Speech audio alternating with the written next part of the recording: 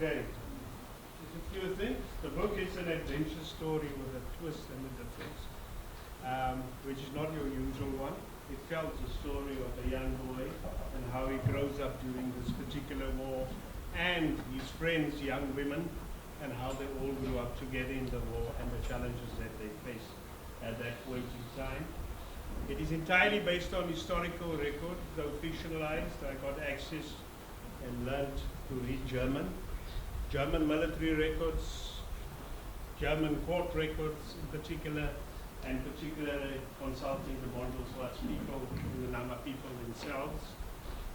And that is what it is. It takes place in a place called Nama land. Right? Very important that you understand what this Nama land is to these people, the anti-colonial resistance. Nama land, you'll see the name is here in what you call the Cape Colony. You'll see it's somewhere there in what we call the Johanna land or Botswana today, and you see it's here in what was then called German Southwest Africa, or today Namibia. Now the thing about these Bondelswarts people, unlike other groupings that existed here, they didn't regard themselves as a tribe. They didn't have chiefs. They had a rank system where they had captains who led them. They came, that was their land. And they did not regard these borders at all like they still do today. Okay, they move across them without passports and those things because they consider this whole southeastern region of Botswana and Namibia from Buntu down and down to Calvinia as far as Makitman as Namaland in particular. So they fought against anybody, be you British, be you German, who tried to force them to take their land away from them. Okay? The photograph you see there reminds you of what? What does it remind you of? In those crates are human skulls. The soldiers standing there are German. And they're packing those skulls. What does it remind you of? Anyone? Yes? Yes. Reminds you of the Holocaust. Now this is where it was the school of the Holocaust. This is where all their philosophies were tested. And what you see in that photograph is the result of skulls being requested by a doctor called Eugen Fischer. Now, Eugen Fischer was an anthropologist attached to the University of Freiburg in Germany. And Eugen Fischer is where later that word eugenics comes from. It comes from his first name, by the way. Eugen Fischer believed that intelligence and size and physical features like the size of your skull, for example. If it's smaller, you are less intelligent. If it's bigger, more European, then you are more intelligent. That was his logic. Okay? But in order to test this, he needed a ready supply of skulls. To study the cranium, to study the skulls. And the instruction was given to German soldiers who, in the late 1800s, started colonizing, were sent to colonize then first Lutherans in that particular, and later the rest of Namibia, that behead the people who fight you and then send their skulls over to us. And particularly you'll notice that the size of the skulls, they are a combination of Nama and Herero skulls. Because the Herero had a bigger features, taller people, bigger skull, and then you had a smaller skull. But it just didn't make sense theoretically, this theory that he had. So the people whose skulls you are there are all people who were executed and held in concentration camps in Namibia in particular, and we'll go through that history again. The soldiers don't look like they're doing anything frightening. To them it's normal. because to them those skulls are what Dr. Eugene Fischer called skulls of the Untermensch, now the subhuman.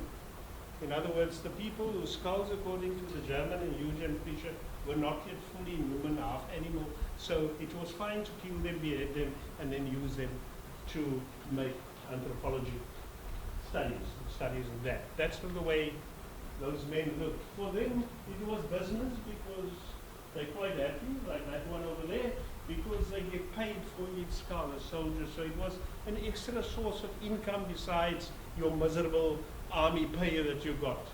The more skulls you got, the better your additional money, and especially if you say, I got the skull of the leader of the Bondelswarts.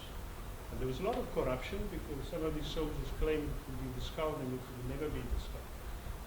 The Kaiser then felt, listen, we're going to stop the skull business now. I want the whole head. So that was what Eugene said. From now on, we behead, we embalm the head, and we send the whole head to Germany. So that is what you're seeing there. Normal business, normal practice, in the interest of eugenics as a new science that was emerging by Eugene Fischer. But let's go to who those people actually were and why it was so important to study their skulls according to those theories. Okay, now, you needed to warehouse these people that you capture before you behead them and process them, as the term was back then, in certain places. This is one of the infamous camps which is a World Heritage Site now. One of the first real concentration camps on the scale that we later would see in Auschwitz and Birkenau and all of these different places. Because everything that happened there happened here. Okay? Even the same scientists, Eugene Fischer scientists. But this is a little peninsula, it's not actually an island, that is linked to Lüderitz, the city on the west coast of now Namibia. Okay? A harbor town. It's entirely rock, there's no sand. And this was the site of most of the experimentation that you would have on people. Now just to give you an idea of the conditions, what you see here are tents. The prisoners who get housed there lives in those tents. Now this is open, exposed to sea air, exposed to the heat and the desert heat that comes from there. You'll see that there are many men, which we will come to later, and some women. But the buildings up there would be the buildings of the officers that are in the camp and what we call the bone factory, run by another eugenic scholar, a colleague of Dr. Eugene Fischer, called Dr. Bowfinger. Dr. Bowfinger believed he could find a cure for scurvy in the early 1900s. So he came across the two things. He first experimented on some soldiers and injected lemon juice into their veins and into their eyes and those things. But then some of them died, and the German government was not so happy with it, the army. And they decided that the best people to test this on are actually the Herero and the Nama people. Okay? So the experimentation came with injections into men, in particular way out there of lemon juice and all kind of other acidic products that eventually led to their deaths later before they get beheaded. Women in particular, of which there are very few here, but because they were for the German soldiers' pleasure. So rape was normal. At that point in time, in actual fact, in German military records, the soldiers were encouraged, you rape them, but do not father children, please. Do not father children, because you are diluting the German bloodline. So Dr. Bowfinger was given the task to sterilize all the women who would then be given into brothels or was part of the harem of the German officers. So all women that you find on this island would be sterilized young girls as far as 13, 14 and fed to the official military brothels. And it was official, where they would, you were allowed a liaison with a Nama women, even if you feel you want to marry her, but as long as she is sterilized. And that was the important. With men it was a different practice. Men needed to be castrated. Because one of the philosophies of the Germans were that you cannot have them reproducing the same warriors that are going to fight them in future, which we are going into now into the war. But this is the infamous concentration camp called Shark Island. You cannot escape from it because there were sharks around back then. And on the back of you, if you want to go inland, there's the big Namib Desert. So there's no way you're going to survive getting out of this place. Yes. Okay, now let's come to the resistance. One of the leaders buried there is a chap called Cornelius Fredericks. And there's still a dispute with the German government today to try and get his skull back. Now, Cornelius Fredericks was part of the Bondelswarts guerrilla army, which we will come to now. A formidable foe that fought the Germans. Actually, they couldn't defeat them. But how they got Cornelius Frederick to be on this Shark Island is they kidnapped his wife, raped her, and I think they raped his daughter also, and killed his son. And then they said, okay, we're going to kill your daughter and your wife if you don't give up. So he landed up here. When he arrived here, he was studied a few times, was promptly beheaded, and his skull sent to Germany, to the University of Freiburg, for further studies in his unusual intelligence that he displayed in battle. And he is synonymous. What happened to him medically or in experimentation is synonymous with what early medical experimentation on indigenous people in. He was a prime subject for Dr. Bowfinger and Eugene Fischer. Right. Now, the German philosophy in the person of the then General von Truffer, who was sent from other places, Tanzania, where the Germans were also, because they had to deal with these Bondelswarts people. So they brought their best military person over. Now, after a few months, in 1906, he just issued a decree. Because he was fighting people they can't face. They're attacking from the sides. They disappear into the night and come back again. They are very good. They never face in front. He decided the best thing we must do here is to exterminate everybody. Okay, so under his watch, he issued an order that they must be exterminated. All men must be killed. Don't prison them now, just kill them. All women who are capable of producing children must be killed because they're going to produce future warriors. All children who are very young, who are going to grow up, must be killed also because they potentially are going to be influenced by the Bondelswarts leadership. So literally it was an extermination order. So a lot of about what the doctors were doing up at the concentration camps had a little bit of conflict the doctors had with, because they were running out of experimentation. Eventually the Kaiser settled the matter and worked out proportions of people who need to be killed and their profiles, which General von Trotha had to do. But he issued the first extermination order.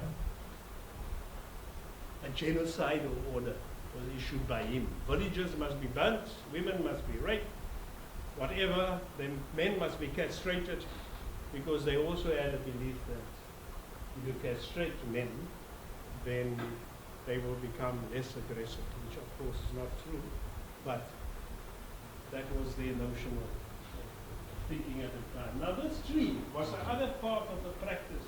This is the last remaining branches of a hanging tree, and it's a monument now in a town called Bethany, where Cornelius Fredericks comes from. Now the practice was, this is a camel thorn tree, so it grows quite huge, several branches extending, and you have photographs the Germans took of 8 to 10 people being hung on barbed wire on that. Now the practice was, according to Bondelswarts decree, you must hang till the bone, which means you must hang until all flesh is rotted off your body, so that the public and everybody can see what happens to them if they should join the resistance. So this is a sacred site to the Nama people in a town called Bethani, because of this remaining branches.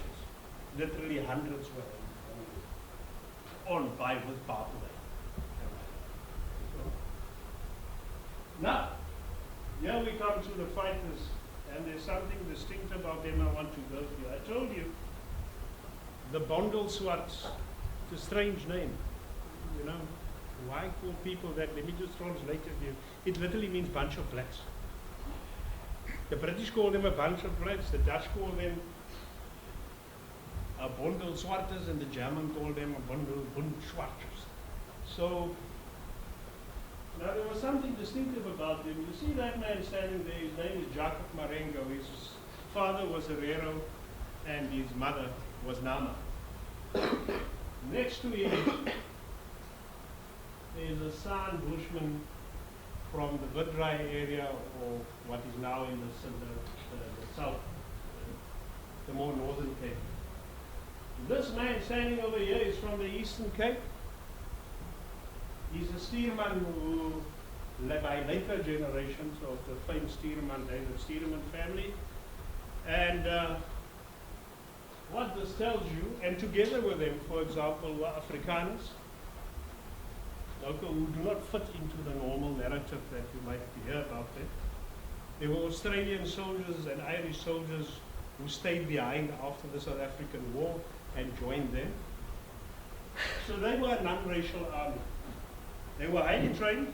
And as you can see, they have modern Mauser rifles, not those old ones, the one that you have in that magazine world. You'll see the bandoliers,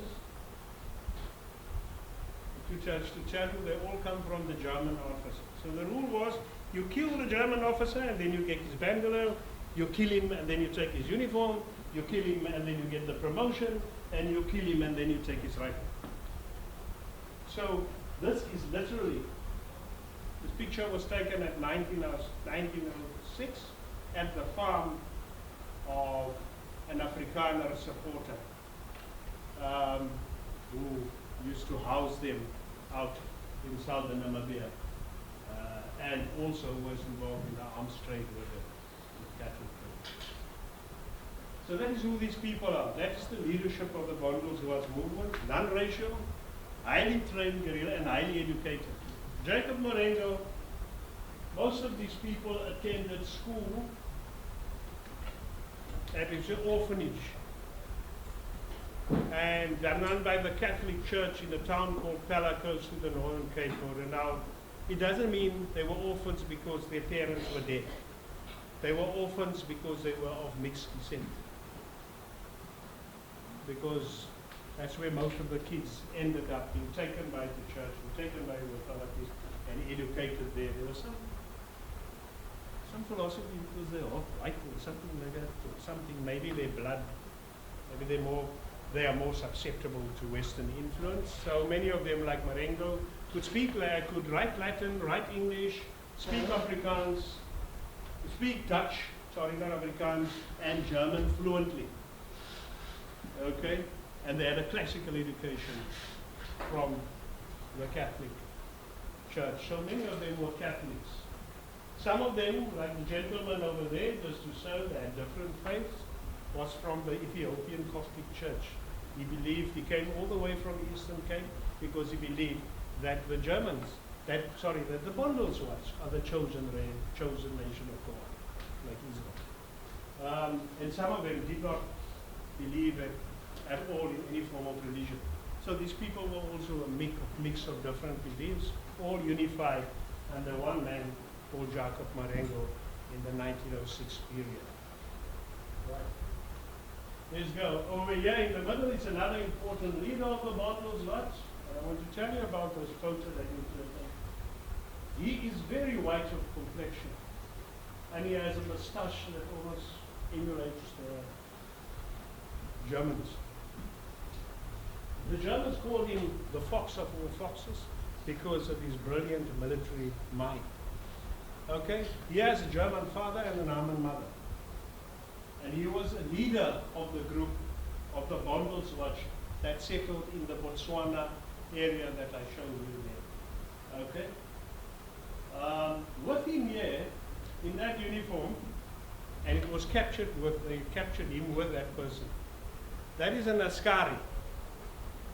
Askari, in colonial terms, was somebody who was recruited from the indigenous people to work with the colonial military forces, basically in Mpimpine. But to show you the mindset of Simon Koper, he recruited askaris. So he had an approach where he gathered information through what today we would call intelligence practice by recruiting people inside, and that was one of the reasons why the Germans called him the fox of all foxes. And that could take that next one. Okay. Here are two of our famous fighters, Jakob Marengo I told you about.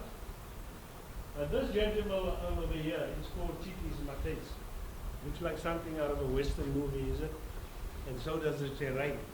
Let me tell you, Titis Mates was a very accomplished scout and sniper of the Bondelswarts movement. He was renowned by both the South Africans, the colonials, and the Germans as a person. He never died, he was never fought. He made something like 300 children in the course of his life, because that was the other thing about his lifestyle. A loner, man with no name, riding his horse with his rifle and doing this, and just making children everywhere and killing as many Germans and British as he could. That was his job. Long range sniper whenever he found them. Titis Mates, yeah, he's well represented in the Northern Cape and Southern Namibia by family name these days. Yeah, that's Titis. But to show you, in their military strategy, they did not have only bold cavalry on horseback. They had everything that you understand in the modern time. You had people like Koper, and women in particular. Women. And I'll tell you why, who ran intelligence and collected information from within the ranks of the Germans. Why? Because the Germans loved Dharma women. They liked to sleep with them and rape them. And some of them even wanted to marry them, but at least in that process, they got a lot of information out of them. And the women basically ran the information networks as a result. They were also forced into prostitution, normal brothels by the military, and that was also another source of information in particular. So that is it. And then the other form of the army had scouts like Titis Mates. Loners, moved around, killed wherever they found the time, but also saw that they, across the desert, are able to observe enemy movement in particular. Yeah. Where did they live? They tried to find the remotest parts of. If you think desert, think the most extreme part of it. Okay? If you think mountains in Namibia, think the most isolated part of it. In the south, there's a mountain range called the Karasberg Mountains. It's like in the middle of nowhere, out of a flat plain land in that. Right up top, if you speak to people, they speak Afrikaans, they will talk about the verloren stuff. What they are talking about is this place. This is some of the remains of it. High up in this mountain, but on plateau-like structures like that, or what we call mesas, you have structures, the remains of which are these, wall structures like this. They were fortified. They built forts for themselves. They call it kangas. And kangas, or Skansrakke as it was called in Afrikaans, is one shot city right in the middle of the Karasberg at its highest point. It is surrounded, although it looks joint there as it is one, but there's a very deep mirror river with a cliff that cuts those mountain tops in half. And that's for, let's say, about 3/4 around this particular human city. These are sentry posts, which you will find wherever outside of the city walls. And this was built with them. In other words, the Bondelswarts were the people who just wanted to be left alone. And they wanted nobody to disturb them in Namaland, and they went to settle in the most remotest part possible. But unfortunately for them,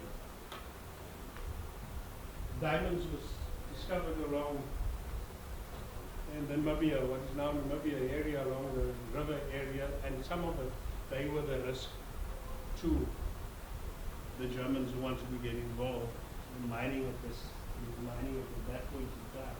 So this city became the subject by General von Trotha, the one who issued the first extermination order, a place that must be conquered and taken. But what General von Trotha didn't understand is that they would go there, and after they would be observed when they leave Swakopmund from the high tops of the mountain. And if they happen to reach there, they struggle to get up because they get shorter, or sometimes they just come there and the people are gone. Because it was the nature of the Bondelswarts. They had the whole Namaland, they knew it. They moved when a threat came, and then moved back when the threat was not there. They didn't stand still and fight. So that was this is Sandflakte, the city that was known as the Lost City, the Luara Stad, when you go to the Kaap. It's off the tourist route in Namibia. Let me tell you, I reached it by a 4x4, going to the farm gates, and then riding a horse further up until this point. So it's not exactly a tourist destination, and it's extremely hot. Yes. This is how hot it is. This is me standing in the middle of a salt pan where a major battle was fought with Marengo. The ground that you see there is cracked. There's no water here. You will notice that I can hardly open my eyes because I'm dealing with about 50 degrees heat. So you ought to get an idea of how difficult it was for the Germans to fight the war there. They were sluggish, while this terrain was ideal for the Bondelswarts. They knew it. They know the terrain. They would be energetic in this particular rain in 40 and 50 degrees of heat. So this is the idea of the desert type of terrain that gets fought. It is barren. There's no vegetation. Okay? And this is how most of the terrain that they fought wars on look in their Namaland in particular. You notice the rocks are burnt black to give you an idea of the heat that you have in that particular. Okay. Now, because I'm an ex-soldier and controversies with soldier, and I respect colonial, anti-colonial military tradition, especially that of them, I went to visit Simon Cooper's grave. Now, don't ask me how you get. You know the Transkalahari Park? This is somewhere in the middle of it in Lahore. But you're lucky to see this grave and this gravestone, because it was a rule with Bondelswarts fighters that once they are slain in battle or they die, what would happen is all riders would ride over where they are buried so that there's no trace of where the grave was, because they believe the British and the South Africans and the Germans will come and desecrate it. So you're lucky to see a grave, and this grave was only erected 10 years ago, 10, 20 years ago, when Merkel was busy with preparations and they wanted to know where this is. People are highly secretive about these things. This is me standing at the particular grave site of him. Next to him is the grave of his horse. Okay? He would later sign a peace treaty after a joint British and Cape Colony, and German operation, where they hunted him down and chased him across the wide desert into the Transkalahari Park in Botswana. So at this point they could not find him. They lost a lot of people through snakes, through lions who ate some of the soldiers, and through actually being killed by by their forces. The only way they could conquer him at that point and get him to sign the treaty, they kidnapped his wife at some point, raped her all the way, she lost her child, through to Buntuk, and then said, if you want your wife back, you will sign a treaty. So he signed the treaty as a result of that, and that's the story. So all of these leaders have the same story, and the Germans were particularly cruel in using their families and their wives in particular to fight them, because they could never see them. Okay. Yeah, so that is the story of the Bondelswarts, but let me tell you, the story continues into the South African era, which you will learn about. The first genocide case at what we now know as genocide at the League of Nations in Geneva was the result of Smuts in 1922, sending planes, military veterans from his air force from the First World War to go and bomb and machine gun these people out of the area where they were then settling in the Fish River Canyon and in particular in the Richtersveld area. I mean, not that these people believed in these things, but they were literally bombed, their village was decimated, kids killed and whatever. And that became one of the first League of Nations genocide cases. It was published through a commission of inquiry in the form of what they call the Blue Book. You can go on History Online and you will find it. And it involved testimony of survivors who spoke historically about how what happened to them was no different from when the South Africans came there from the others before. In actual fact, the South Africans just continued the past laws and extended it a bit more. You see, at least the Germans, they didn't apply it to women because they needed to have the women freely available to rape them or marry them or whatever they want to do with them, put them in brothels. So they didn't apply the past laws, they only applied it to men. The South Africans came under Smiths and applied it to everybody. But they went further. You see, the Bondelswarts people had massive droves of cattle, which in the course of the war were either stolen from them, or robbed, or lost through trade in particular. But by the time of 1922, their only means that they've been restricted to ownership of cattle, 1 cow and 2 goats or whatever, which could not sustain their families. But they were good hunters also, with guns, on horseback. So what they did is they restricted the guns. You cannot have guns. They disarmed them. The second thing about them is they were also good hunters with dogs. So they had to find a way to destroy that means of livelihood. So what they did is, the equivalent, 1 dog is 10 rand in today's term. Annual 6 monthly tax you had to pay for a license. And if you have a second dog, which you do need for the hunt, you double the amount. It's 20 rand for the second dog, and then for a third dog it's triple.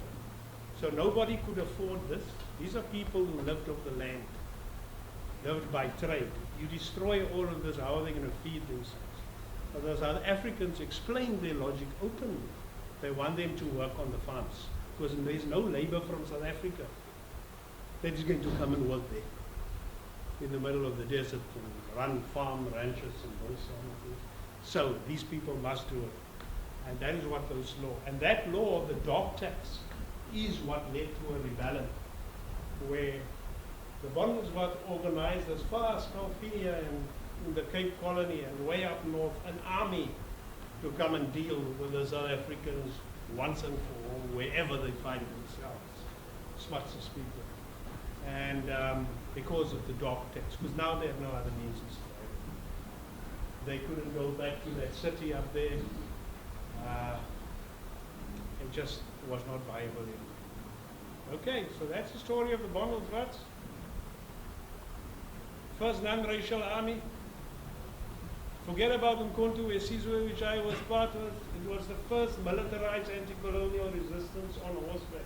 Forget about what they tell you about Mexico and guerrilla war. The first guerrilla warfare was fought on the soil of Nama land against both the Germans and Smuts' forces. and they have multiplied as the descendants of Titus Matthäus.